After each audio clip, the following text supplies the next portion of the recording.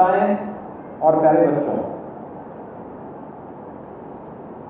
आज ये मेरा सौभाग्य है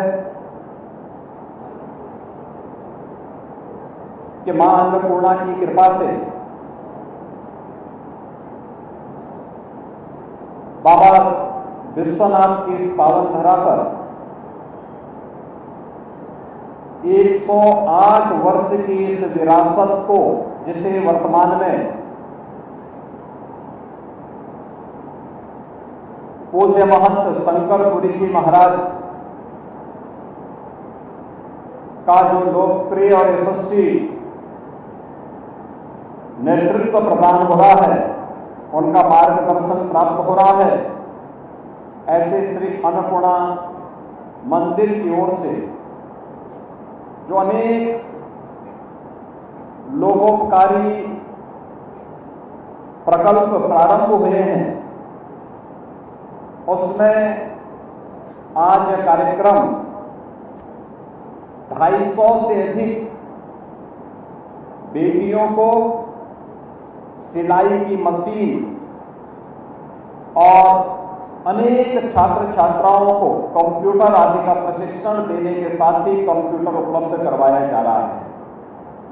मैं इस अवसर पर सबसे पहले महंत शंकरपुरी जी महाराज और उनके सभी सहयोगियों का हृदय से अभिनंदन करता हूं और इस कार्यक्रम के लिए उन्हें हृदय से बधाई देता हूं।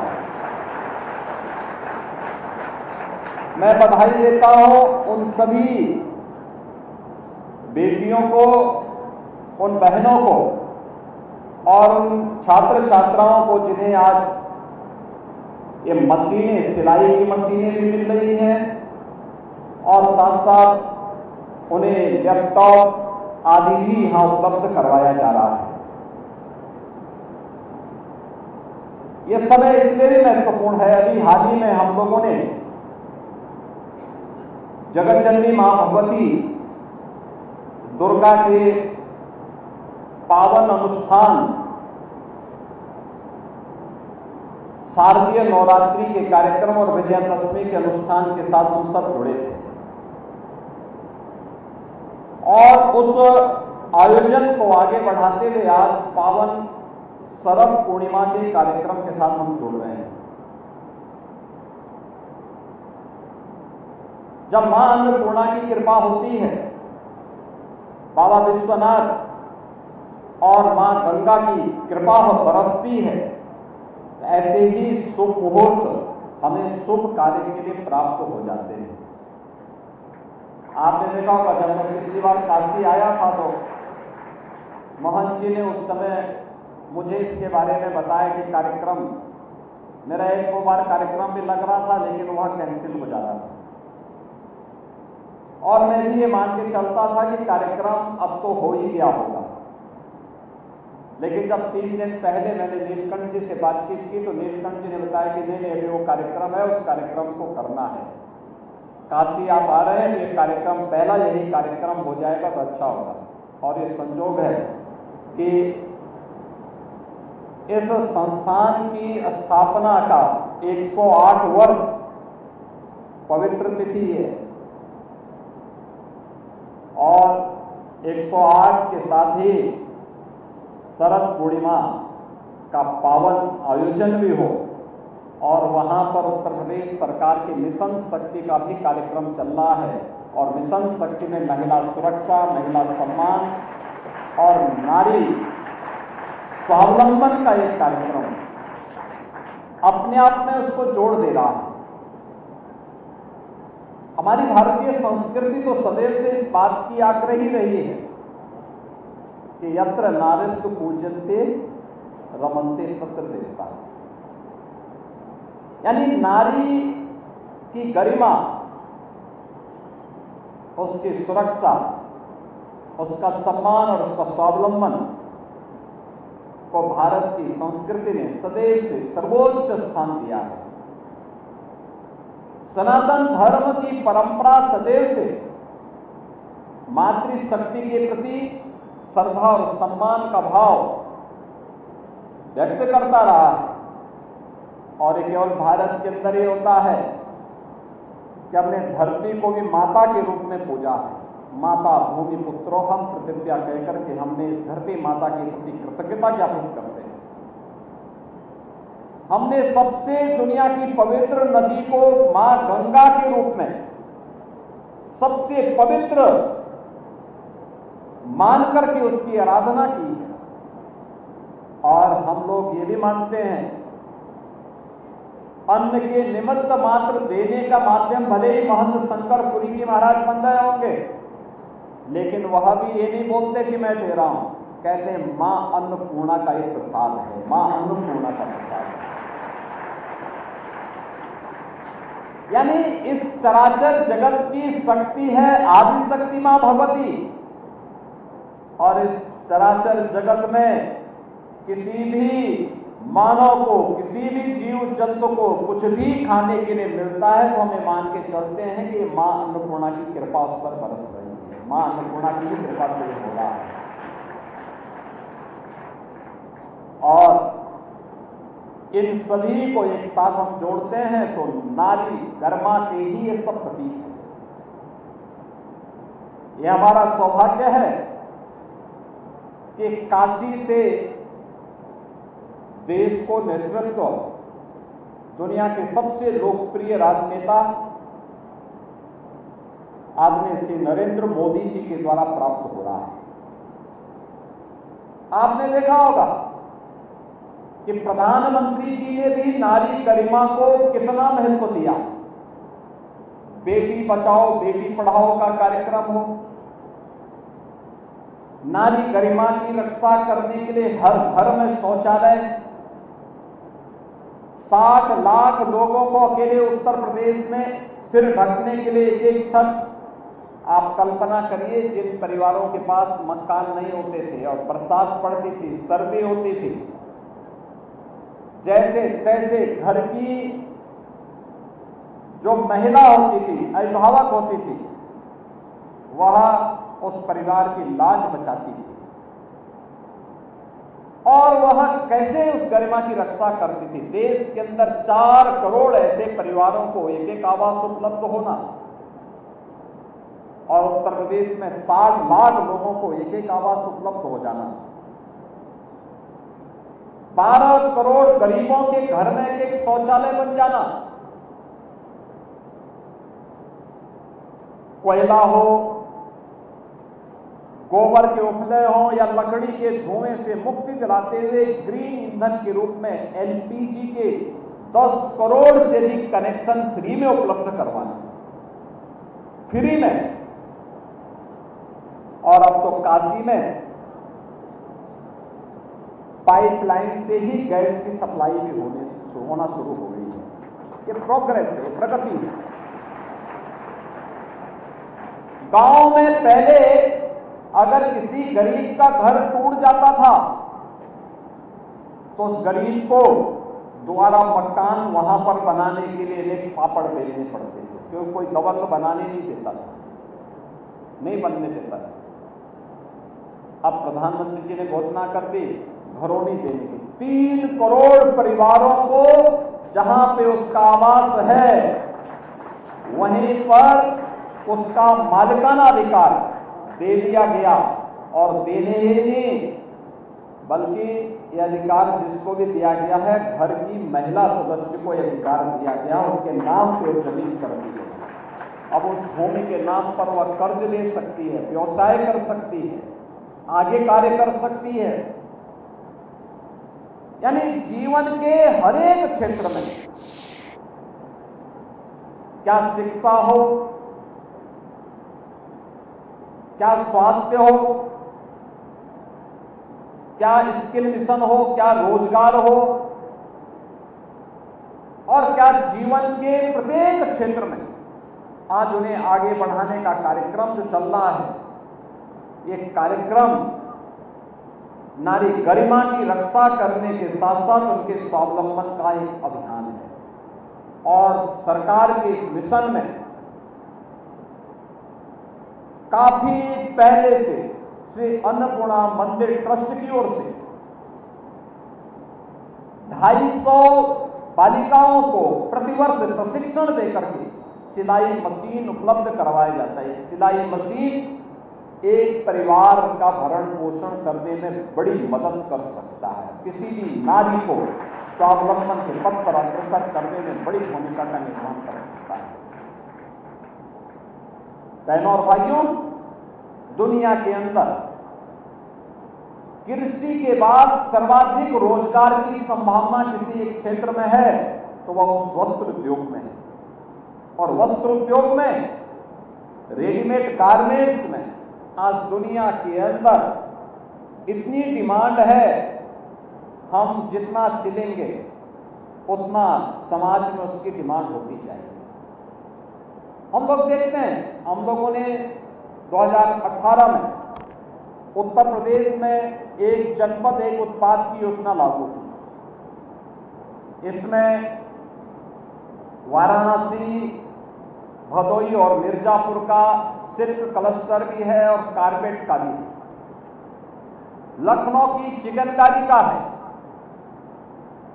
कितना ऑर्डर उनको मिल जाता है, इतना ज्यादा कि वे लोग सप्लाई नहीं कर पाते। जब कार्य होगा अच्छी डिजाइन उनको दी जाती है, पैकेजिंग के साथ जोड़ा जाता है, टेक्नोलॉजी के साथ जोड़ा जाता है। और आज तो उत्तर प्रदेश सरकार ने भारत सरकार के साथ मिलकर के अनेक ऐसे कार्यक्रम प्रारंभ किए। फ्लैटेड फैक्ट्रीज का एक नया वो हम लेकर के आए हैं। अब सिलाई की मशीन आप उसको ग्राउंड फ्लोर पर रखें, बेसमेंट में करें, फर्स्ट फ्लोर पे, सेकंड पे, थर्ड पे या 10वें मंजिल में कहीं पे भी आप अपना शोरूम खोल सकते हैं। 10 मशीन अगर किसी ने लिया, किसी भी मंजिल में आपका काम चल सकता है। वजन भी बहुत ज्यादा नहीं होता है, एक मशीन को कोई भी उठा करके ले जा सकता है, बहुत ज्यादा वजन नहीं होता है। मेरा मानना है कि यहां पे जितनी मशीनें हैं, एक और जो रखी हुई हैं, ये रविंद्र जायसवाल के वजन से तो कम होंगी। लेकिन फ्लैटेड फैक्ट्री फैलने की बजाय हम ऊपर भी चले। एक नया कॉन्सेप्ट हम लोगों ने इस पे दिया है, बहुत अच्छा सफल मॉडल है। यहां का कपड़ा यहां की महिलाएं बनाएंगी, लेकिन दुनिया पहनेगी। अब इस दिशा में कार्य हो रहा है। इसके लिए हम लोगों ने, प्रधानमंत्री जी ने पीएम मित्रा पार्क लखनऊ में दिया है। वह पीएम मित्रा पार्क हमारा 1100 एकड़ क्षेत्रफल में पड़ता है। 1100 एकड़ भूभाग में हम लोग बना रहे हैं। कपड़े से संबंधित सभी प्रकार की चीजें एक प्लेटफॉर्म पर वहां उपलब्ध हो जाएंगे। हम लोगों ने प्रयास किया है कि जहां जहां पर 10 ऐसे स्थान हमने चयनित किए हैं जहां पे हम संत कबीर के नाम पर, कबीरदास जी के नाम पर एक एक पार्क विकसित करने जा रहे हैं टेक्सटाइल का, यानी वस्त्र उद्योग का पार्क विकसित करने जा रहे हैं, जहां पे हम लोग वस्त्र उद्योग से जुड़े हुए सभी कार्यों के लिए, तकनीक से लेकर के, डिजाइन से लेकर के, पैकेजिंग से लेकर के सभी प्रकार की सुविधा एक स्थान पर उपलब्ध करवाएंगे और इसमें ट्रेनिंग भी देंगे। अधिक से अधिक नौजवानों को प्रशिक्षण के साथ जोड़ेंगे। आने वाला समय इसमें नए रोजगार का सृजन करने का समय है और उस नए रोजगार के साथ जोड़ने का अभिनव कार्य एक श्री अन्नपूर्णा मंदिर में अन्नदान, मां अन्नपूर्णा की कृपा है तो हजारों लोगों को अन्नदान होता है, हजारों लोग अन्नदान प्राप्त करते हैं। और अन्नदान ही नहीं प्राप्त करते, हमारा तो ये मानना है कि इस सृष्टि में जिसको भी अन्न प्राप्त होता है वह बगैर अन्नपूर्णा माई की कृपा से संभव है ही नहीं। जब मां अन्नपूर्णा की कृपा होती है तब व्यक्ति अन्न प्राप्त करता है। तो अन्नपूर्णा माई की कृपा तो है ही, साथ साथ संस्कृत, देववाणी संस्कृत के लिए भी यह मठ लगातार कार्य कर रहा है। 108 वर्ष से संस्कृत की शिक्षण प्रशिक्षण के लिए ये अभियान चल रहा है, लगातार चल रहा है। और मैं देखता हूं काशी में कोई कार्यक्रम होता है, अन्नपूर्णा मंदिर से जुड़ा हुआ हमारा संस्कृत महाविद्यालय के बच्चे वहां पर वैदिक स्त्रोत के साथ अतिथि का स्वागत करते हुए दिखाई देते हैं। अलग पहचान उनकी बनती है, पूरा वातावरण को आध्यात्मिक बना देते हैं, पूरा वातावरण आध्यात्मिक हमारा बनता है।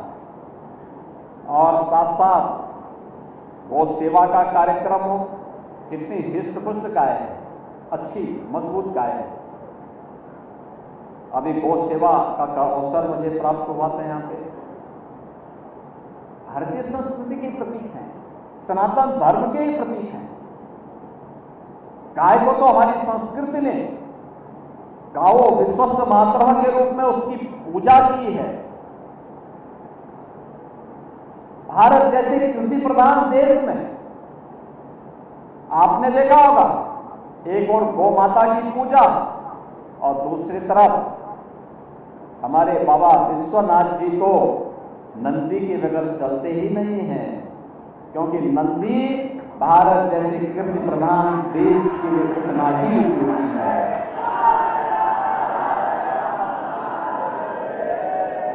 आप देखो ना हमारी ऋषि परंपरा की सोच, गाय को भी लेके चलना है, लेकिन साथ साथ नंदी का भी संरक्षण करना है, क्योंकि खेती हमारी तभी उपयोगी होगी। आज इस विषय पर एक बड़ी चर्चा हुई है। दुनिया के 300 से अधिक वैज्ञानिक आए हुए हैं, कृषि वैज्ञानिक आए हुए हैं इंटरनेशनल राइस रिसर्च इंस्टीट्यूट में।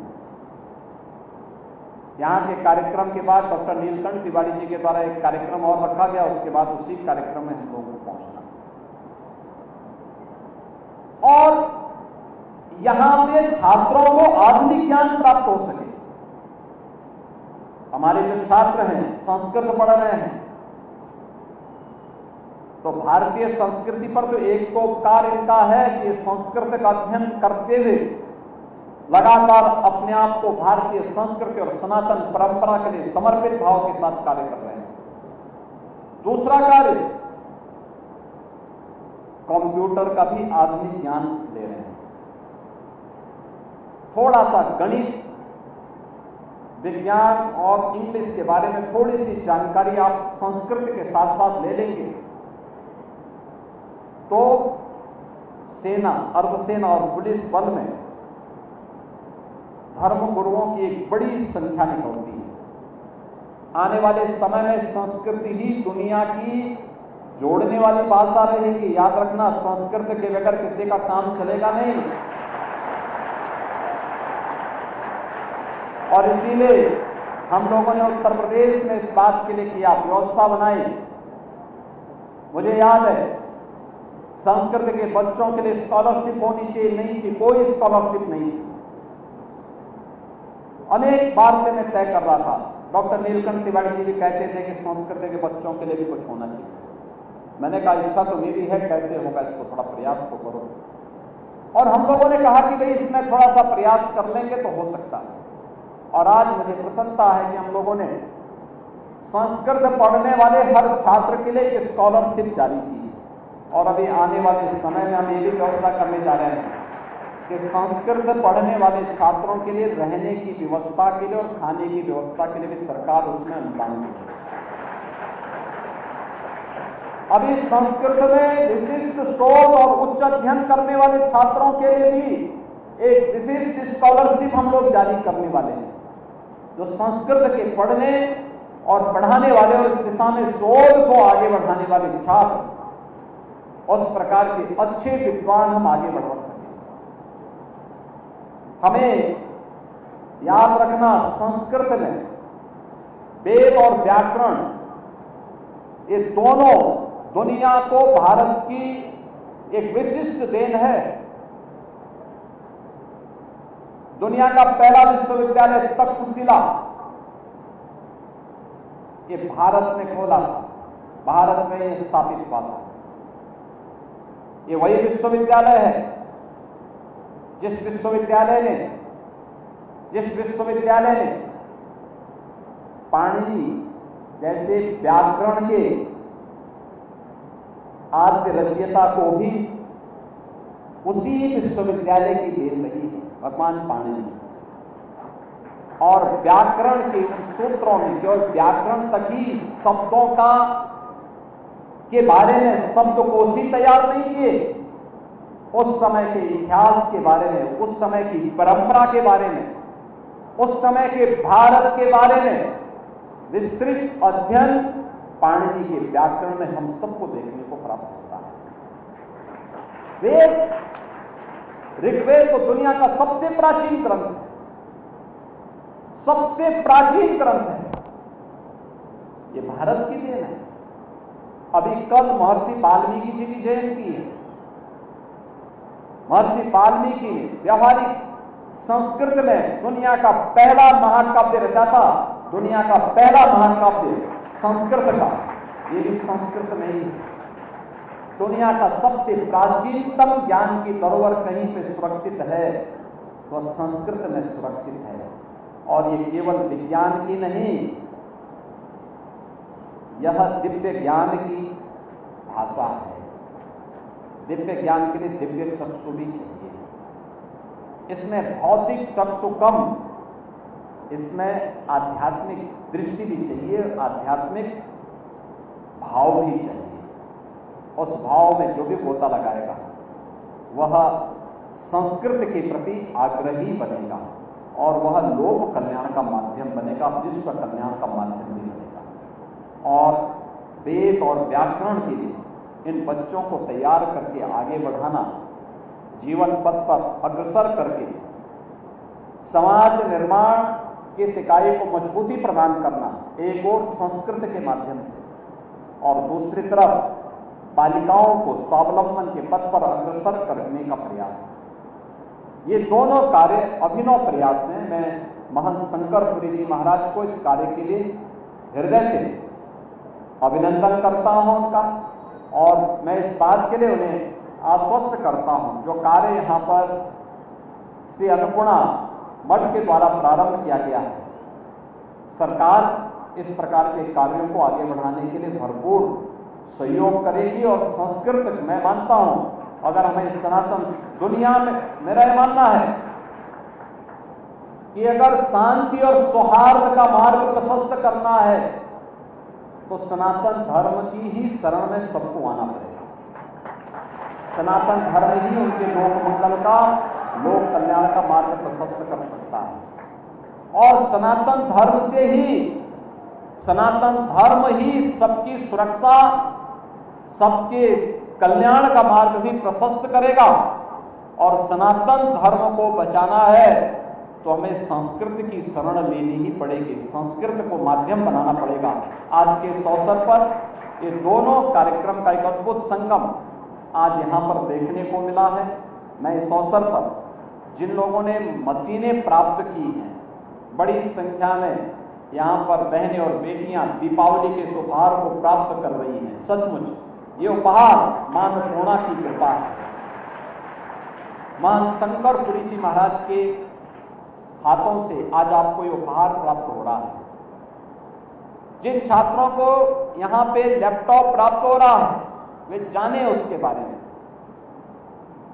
आज कंप्यूटर आपकी सुविधा का माध्यम बनेगा, लेकिन उसमें भटकाव भी है। हमें सकारात्मक रूप से उस ज्ञान को प्राप्त करने की दिशा में आगे बढ़ना चाहिए जो आपके जीवन को उज्जवल बनाने में योगदान दे सके।